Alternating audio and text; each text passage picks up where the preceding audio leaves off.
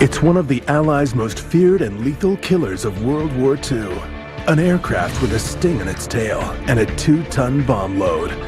Revolutionary in design, it was the fastest of its time and built almost entirely out of wood.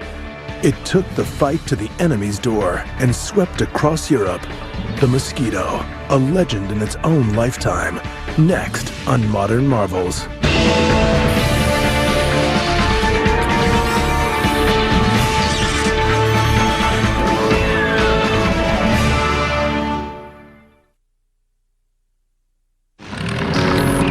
The best aircraft are often the fastest. The pursuit of speed has been part of the appeal of aviation from its earliest days. And often it is the most innovative and radical designs that break speed records. The Lockheed Blackbird uses new metals that came out of the space race and flies at over 3 times the speed of sound.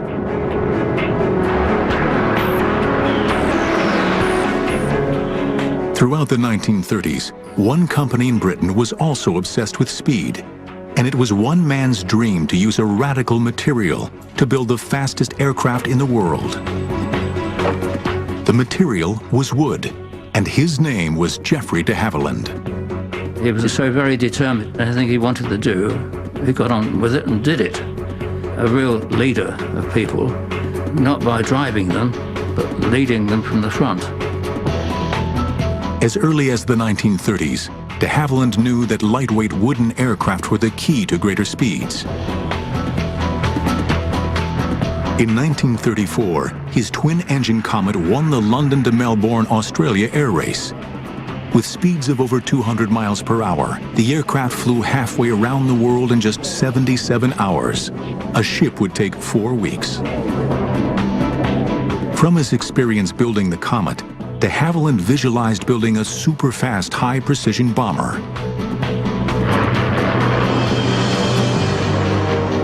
De Havilland was convinced that with the rise of the German Luftwaffe in the mid-1930s and the terror they inflicted during the Spanish Civil War, Britain would soon need all the heavy-duty air power it could produce.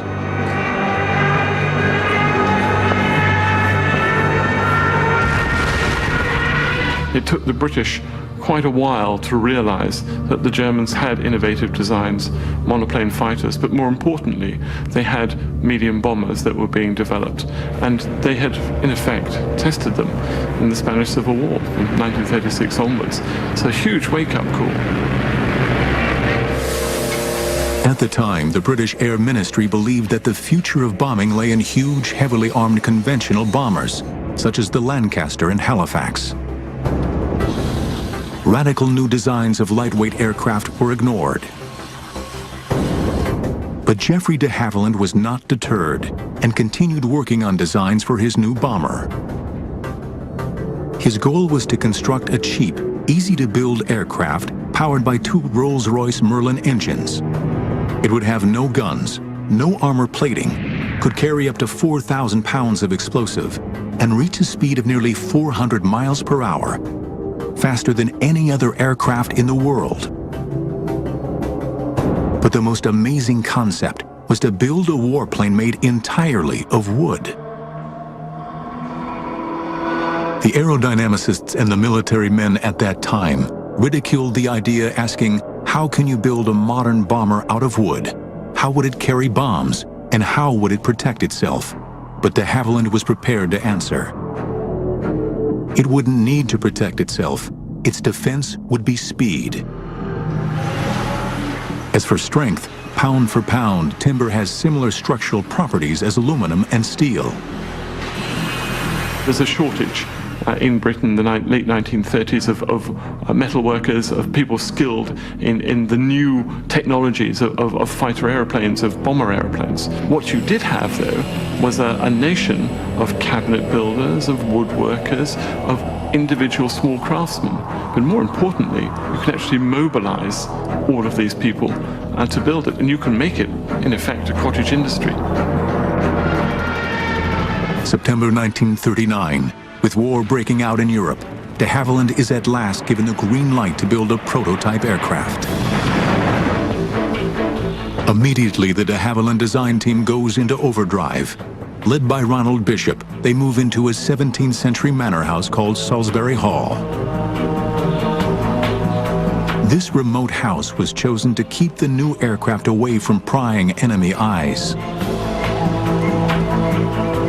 By October 1939, work begins by building a mock-up aircraft in the manor's enormous kitchen. A hangar disguised as a barn is constructed at the western side of the moat. We were working often periods of time, 6.5 days a week, and at some periods from 7 o'clock in the morning till 7 o'clock at night. But they are racing against the clock. In the spring of 1940, Germany conquers France, and the British Army is swept off the beaches of Dunkirk. The Germans are poised for an invasion of Britain. Every effort is focused on holding off the Germans, and de Havilland's wonder plane seems destined to never leave the drawing board. Air Marshal Sir Wilfrid Freeman was the only member of RAF High Command to support the Mosquito. As a result, the project was initially known as Freeman's Folly. Modern marvels will return in a moment.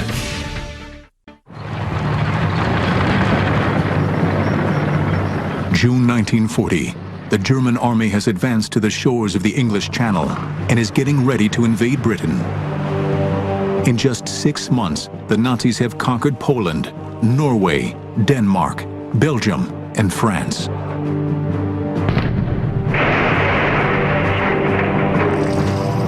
Britain is the only country left to face the onslaught of Nazi Germany.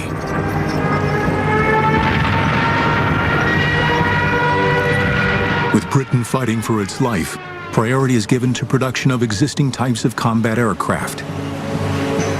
Geoffrey de Havilland's radical new wooden bomber looks condemned to be scrapped. But de Havilland is not a man to take no for an answer. Sir Geoffrey's words are, well, they may not want it now, but they will want it. De Havilland persuades the Air Ministry to let him continue as long as he does not use any of the vital materials required for the war effort. Throughout the summer of 1940, as Britain fights for its life against the German Luftwaffe in the Battle of Britain, de Havilland and his team work on the wooden bomber.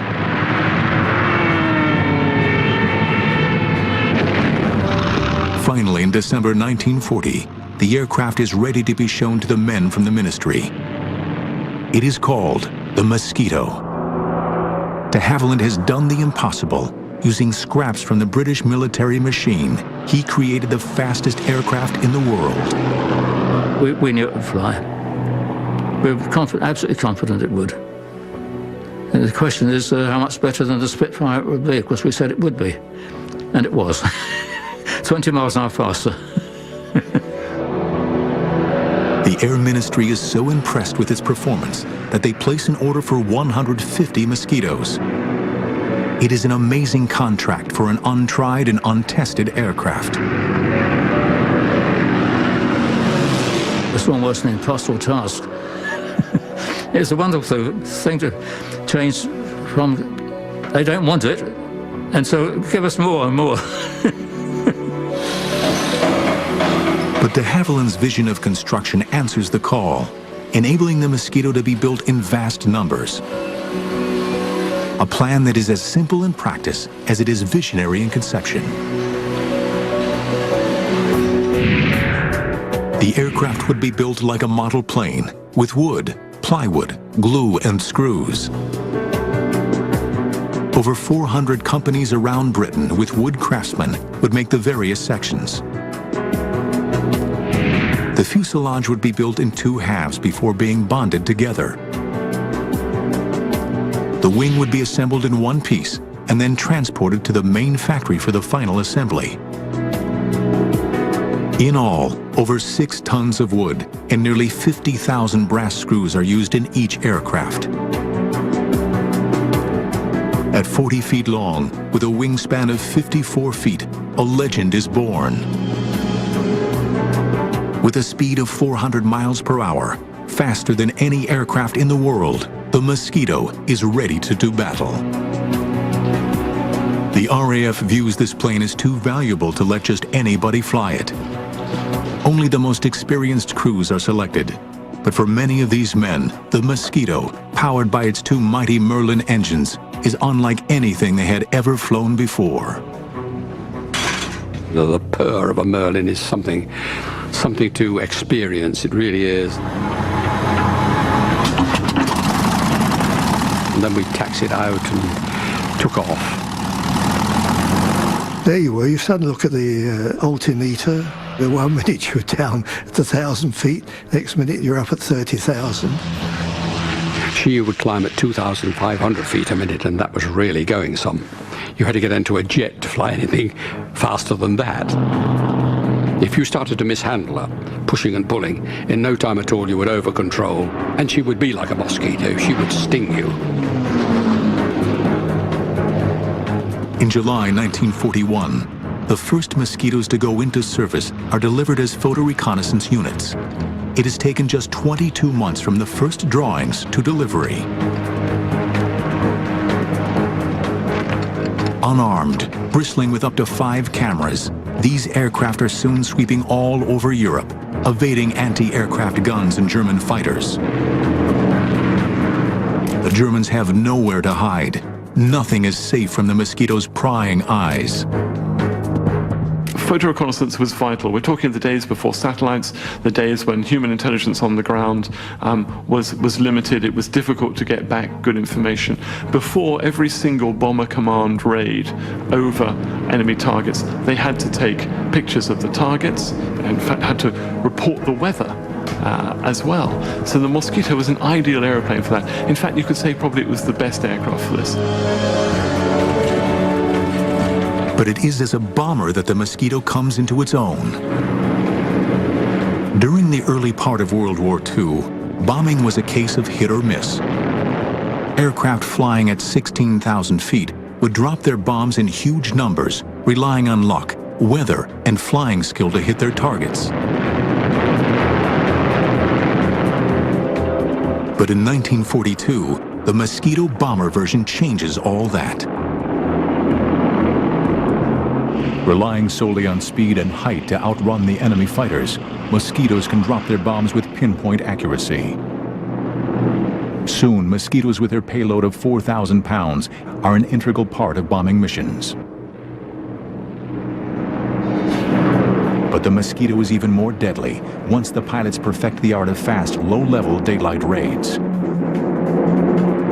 We had to be under 50 feet to be under the radar. That's the whole point of low-level operations, so the Germans don't know you're coming. And then, of course, you had to go low over the target as possible, so that you took them hopefully by surprise. Some daylight raids were flown at such low altitudes that Mosquitoes would often come back with strange souvenirs from their mission. Many of Aussie pilots come back with telephone wires draped round his tail wheel. I know I've come back with branches of trees that weren't planted in England. Mosquito squadrons were now becoming more and more daring in their attacks, none more so than the daylight raid against the Dutch Philips radio factory in Eindhoven. Intelligence discovered that the Germans were using this factory for research into radar countermeasures. It must be destroyed. December 6, 1942, 10 Mosquitoes go for their target.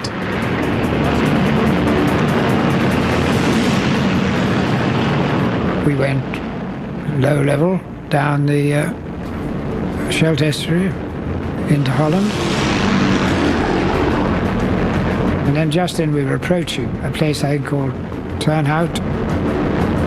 And at that point we had to climb up to 1,000 feet. And then we turned to port, and up came the factory and went down in a screaming dive and dropped our bombs straight into it.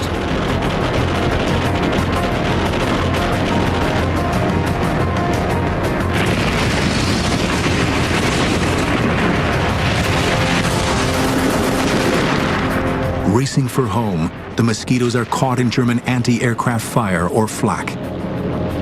Over the North Sea, disaster strikes. The chap who decided to follow me, because he was on his first trip and he thought he'd follow an experienced pilot, and I'm afraid he caught a bit of flack because my cameraman suddenly called out, looking backwards, God, he's gone into the sea. I've turned round and went back to sea, and there was no dinghy or anything, just a cauldron of boiling water. Just 6 weeks later, on January 30th, 1943, the Mosquitoes go on another audacious raid on the 10th anniversary of Hitler's coming to power. Intelligence learns that there is to be a major Nazi rally in Berlin, led by Reich propaganda minister Joseph Goebbels and Reich Marshal Hermann Goering. It will be broadcast on German radio. The opportunity is too good to miss. The goal is not to hit the rally, but to create chaos and interrupt the broadcast. 3 Mosquitoes hit Berlin at 11 a.m., interrupting Goering's broadcast. At 4 p.m., a second group hits, interrupting Goebbels. For the Allies, it is a major propaganda success. The Mosquito delivered to the Allies, particularly to the British, propaganda coups right the way through its service history, and all done by a small wooden aeroplane that the Germans had written off in their propaganda as being some sort of antique. Later, Goering is heard to say, "It makes me furious when I see the Mosquito. I turn green and yellow with envy. The British knocked together a beautiful wooden aircraft that every piano factory over there is building. They give it a speed, which they have increased again." But if the Mosquitoes were spoiling Goering's day, the Allies know that to spoil the Nazis' day, the Mosquitoes are going to have to bomb Berlin again and again until they smash it into submission. In an era of metal planes, the Mosquito excelled in so many different combat roles that it was nicknamed the Wooden Wonder. Modern marvels will return in a moment. Since entering service, the Wooden Mosquito has been thrown into battle with devastating results. Whatever role it is asked to do, the Mosquito answers the challenge, always ready to take the fight to Hitler's doorstep. By mid-1943, the Mosquito is bombing Berlin on such a regular basis that the missions are referred to as the Berlin Express. But for the Mosquito crews, nothing is ever just a routine mission. We would take off after the Lancasters, perhaps 2 hours after the Lancasters had gone. And it was at that time that I really felt lonely. It was a very lonely feeling. And it was at that point that you could start thinking about what you were doing. You had to rely entirely on the navigator who had radar aids and things like that. But then with the night closing in on you, you suddenly became to realise that you'd left your homeland behind and you were heading for you knew not what. After 2 hours, the much faster Mosquitoes catch up with the slow lumbering Lancasters heading for Germany. Flying at 25,000 feet, the Mosquito crews look down on the procession of bombers 7,000 feet below them. And then you would probably be treated to a sight you would rather not see, which was the German night fighter force intercepting the Lancasters. And it's true to say that once the German night fighters found the bomber stream, they didn't let go. And they'd be there, hammering away at the flanks of the heavies, and you'd see a sheet of flame as a Lanc caught fire and then blew up. And this would be the melancholy procession to the target and out of it too. It's just awful. But it is not only the night fighters that they have to get past. The German searchlights also hunt for any Allied aircraft in the sky. The favorite thing for them to do was to pick up somebody with a searchlight and then fasten all other searchlights onto it. So it was like a moth in a candle flame, and it wasn't very long before you saw brr, brr, brr, one-way tracer going, and then an explosion as a Lanc or a Halifax went down.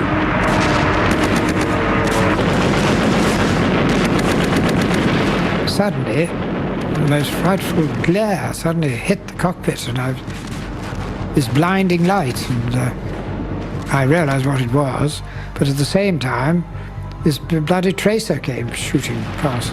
So I just dived and twisted, and I got out of it. You could twist and turn if you wanted to, but generally speaking, they would hold you as you twisted and turned, follow you. The way to get out was in a dive, so you could do a screaming dive and quickly fly away. Eventually, the Mosquitoes and Lancasters reach their target. Having dropped their bombs and taken photos, they then have to fly back through the searchlights before they reach Britain. For the crews that make it back, the RAF finds a way of protecting them from the horrors of war. People came back shot up, and one thing I did notice about the bomber airfields, of course, no one was ever sick. You never saw an injured man around the place. If people arrived wounded, he'd be quickly spirited away. Everybody next day was there, booted and spurred and smiling. Nobody was dead, or if they were dead, they weren't there anyway. One squadron flew nearly 200 missions within a year, and Mosquitoes bombed Berlin 220 nights in a row.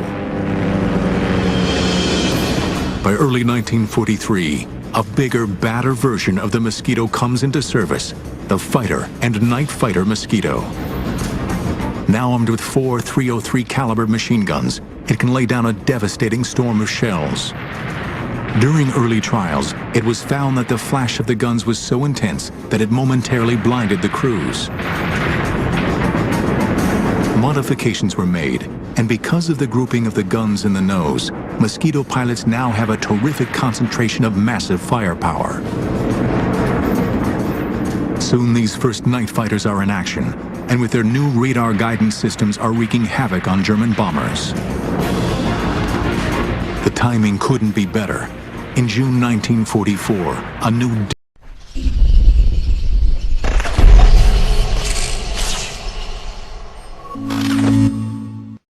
devastating weapon hits Britain. After D-Day, as Allies were fighting to gain a foothold in Europe, Hitler unleashes his new terror weapon, the V-1 flying bomb.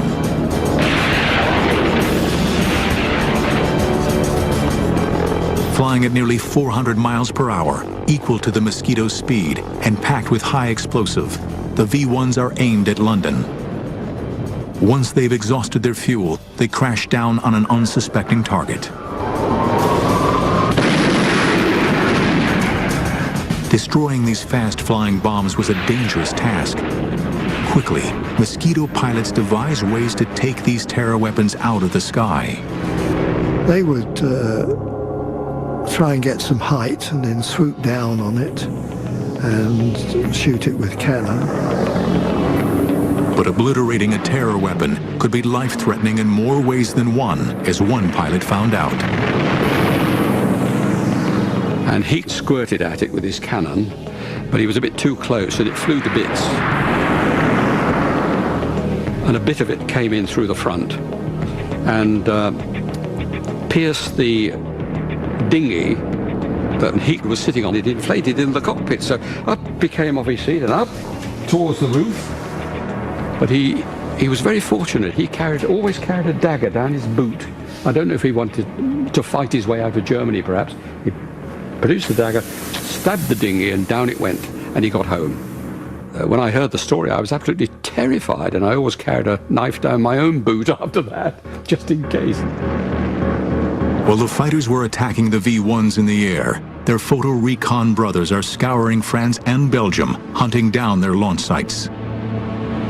As we got near the target, of course, the navigator would alert you to your position. Put your nose down onto towards the ramp and the pillbox, and the pilot would release the bombs. We did, I think, over 3,000 sorties against them. And in the end, Hitler only launched 5,000 of them. And it was an ideal target for the Mosquito. The Mosquito was made for V1 sites. After just 9 weeks, the Mosquitoes have destroyed over 650 of these terror weapons.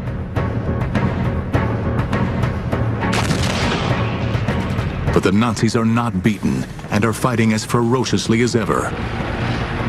Once again, the Mosquito will go into harm's way on one of the most daring and ingenious raids of World War II.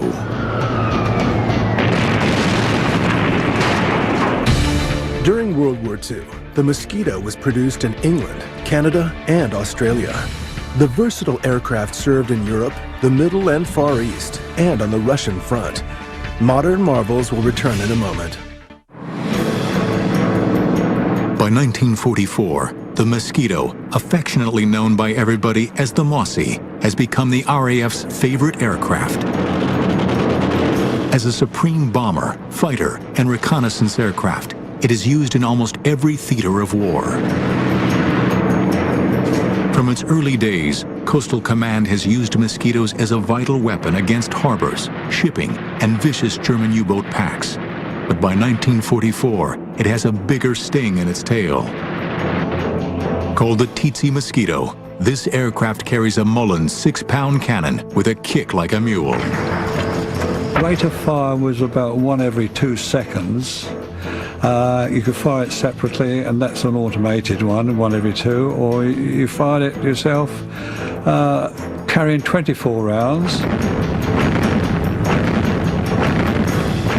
Very formidable weapon. It was armor piercing. You should have allowed yourself a range of 1,000, 1,500 yards for the target, but not to go closer than 600 yards. The reason why you shouldn't go in less than 600 yards is because you might get a bit of shrapnel for your own gun coming off the U-boat. The aircraft also carries 8 60-pound rockets. When they unleash these terrifying weapons, it is equivalent to a broadside from a light naval cruiser. Once on target, nothing is safe from these fearsome Mosquitoes. It seems that there is nothing that the Mosquitoes are not called on to try. Always ingenious, the military are constantly planning different ways to use this unique wooden aircraft against the enemy. But what makes the Mosquito a legend are the daring low-altitude precision raids against the German Gestapo. It is as if the Mosquito crews had declared a personal war against the hated Nazi secret police.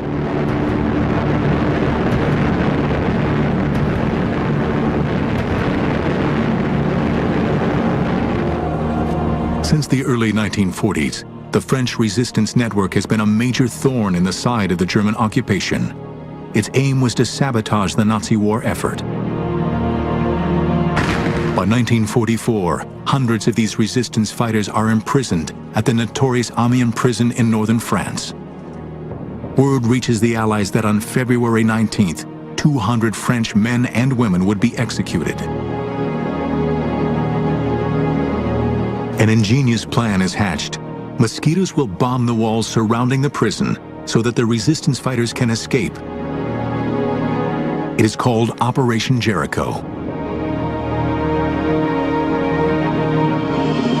The main prison layout is in the shape of a crucifix and surrounded by a 20-foot-high, 3-feet-thick wall topped with broken glass. Located at the end of a long road, the prison is surrounded by open, flat countryside. The timing of the raid is essential to its success. It must be midday when the prisoners are in the yard and the guards are having lunch. Equally important is precision. Great care has to be taken that enough explosive is used to smash a hole in the outside wall without destroying the prison and killing the inmates. When told of the danger, the resistance fighters reply they would rather die from RAF bombs than by a German firing squad. On the morning of February 18th, the Mosquito crews learn of their target. We went into the briefing room around about 9:30, 10 o'clock in the morning. And on the table was a mock-up model of the Havilland prison. And we were told we were going to try and breach the walls and give the prisoners a chance to escape. The attack, timed for exactly noon, consists of 3 stages. One squadron was briefed to breach the walls, in other words, to toss the bombs or fly very low level and put the bombs at the base of the walls, if possible.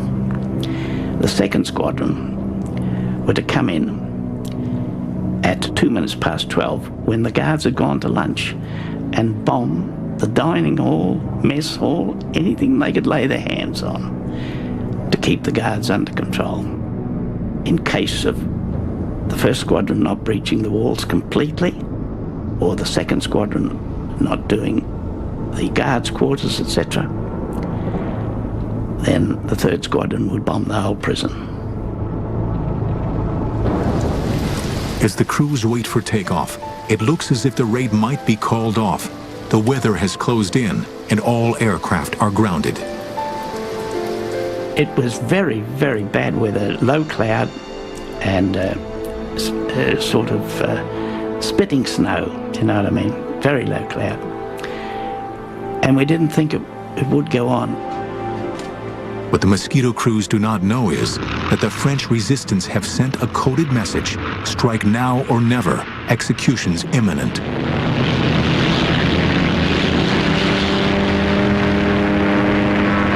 At the last possible moment, with only 2 hours before the deadline, 18 Mosquitoes armed with 500-pound bombs take off in conditions worse than most of the crews have ever encountered. We climbed through the cloud, and above the cloud we just joined up and went back down onto the sea level across to France. Flying in 2 groups and at almost 0 feet, they sweep across the English Channel. Amazingly, as they approach the French coast, the weather improves.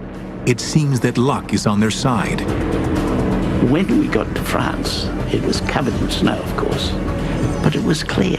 And we flew around and we picked up the road from Havilland to Albert.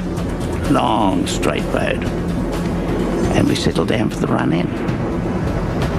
In the fields around the prison, French resistance fighters anxiously search the sky, waiting for the Mosquitoes to help their colleagues escape.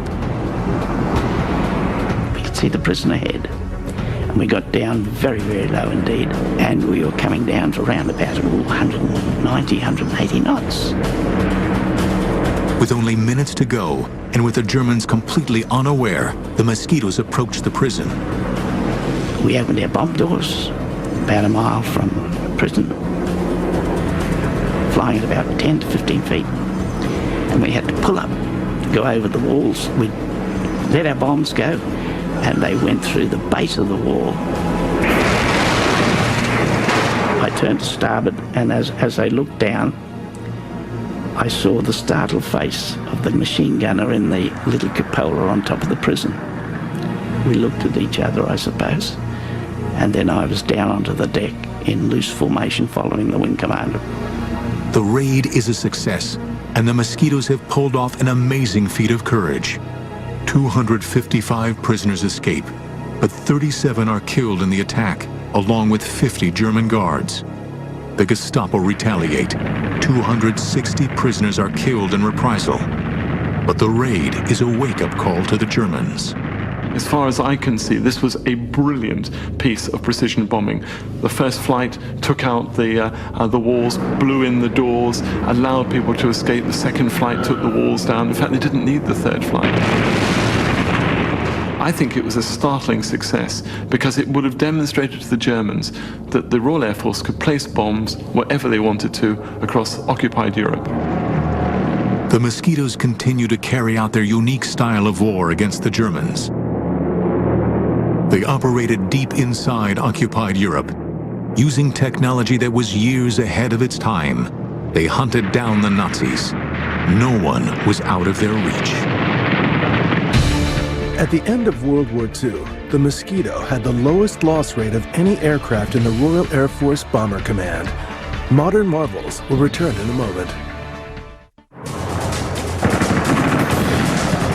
Throughout the long and bloody conflict of World War II, the fast-flying wooden Mosquito was always at the front of battle, always taking the fight to the enemy. But it was the Americans that came up with yet another novel use for this versatile aircraft. Late in 1944, the OSS, the Office of Strategic Services, a forerunner of the CIA, took over 5 Mosquitoes to work with their agents in occupied countries. Because the war was moving so rapidly, intelligence had a hard time knowing exactly what the enemy was doing. Only agents behind enemy lines could supply this information. It was vital that these agents get this information across enemy lines. Using Morse code was not an option, as the Germans can easily detect it. They needed something else. 2 American scientists had developed a transmitter that enabled an agent to talk to an aircraft. Called the Joan Eleanor system after one of the scientists' wives, it was an early version of the cell phone. By transmitting on a waveband so narrow, the Germans would have to be within 50 feet of the agent to detect him. But the ingenious part of this plan was the Mosquito. It could fly undetected along a predetermined 150-mile line, listening for the agent's message. Inside the Mosquito is an OSS operative. Within the fuselage, there was hardly enough room to move, and I was sitting almost on top of a big fuel tank. The petrol in there would expand and would come out on a special valve, and I could see it down there bubbling, and that was petrol. And when you switched on your suit, you always expected a spark, boom. But we were so high that there was very little oxygen in the air. When the Mosquito reaches the area, the OSS operative can begin calling the agent. This is 5278, 5278, calling Z313131, and then wait for him to say, yes, I'm here, and give me the answering code. Sometimes, the Mosquito will fly along the designated route for hours on end before the agent answers. When you heard them, it was exciting. It was, look, I've got him, finally. Confirmed who he was, and his short messages would be such and such a unit is there, and they're going west on highway number so-and-so, and it's 2 battalions or whatever it is, and and we could get it back in 3-4 hours. But many times the agent never answers. Sometimes they cannot find a safe place to transmit from, and sometimes no one even knew the planes were there. Well, when time was up, and the pilot knew just how much petrol we had, we'd turn around, go back. For a long time, the Mosquito had been the weapon of choice as a pathfinder for the bombers. But as a low-altitude marker, it was second to none in helping annihilate the German war machine in France. To enable precision bombing and reduce civilian casualties, the Mosquitoes flew with the squadrons of heavy bombers. As they reached their drop zone, the bombers dropped flares which illuminated the sky, and the Mosquitoes dove down to identify the individual targets.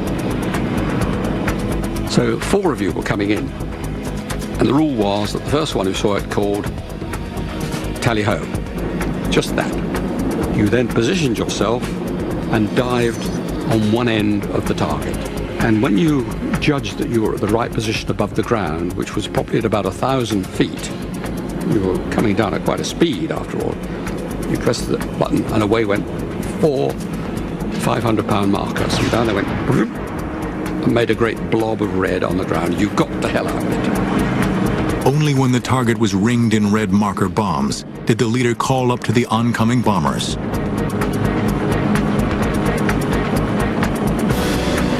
But one of the most demanding roles the Mosquito took on was to cut off enemy supplies. It was a do-or-die mission in the days leading up to and after June 6, 1944, D-Day. As Allied troops fought a bloody battle to gain a foothold in France, the Mosquitoes hunt independently, seeking out enemy supply lines. Trains we preferred to attack because they were always carrying war material on it, or reinforcements for the front. Sometimes you could attack a train going into a tunnel, and you'd get the other end of the tunnel and wait for it and shoot it up as it came out. It was fun, really, shooting up trains. During the month of June, Bomber Command flew over 15,000 raids in support of the Allied invasion forces. And by the end of 1944, they had helped drive the Germans back into their own country.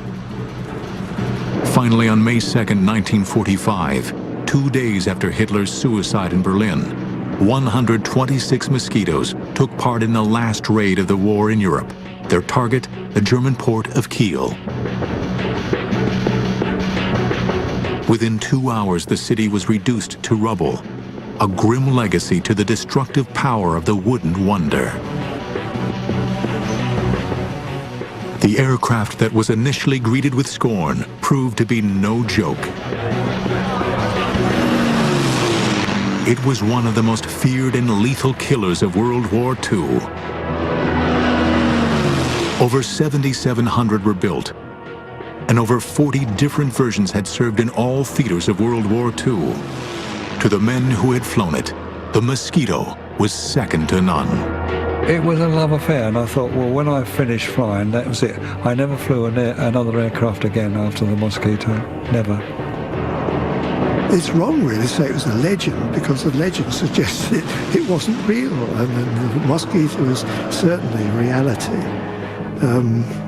But it was a lovely aircraft, beautiful aircraft to look at, marvellous aircraft to fly.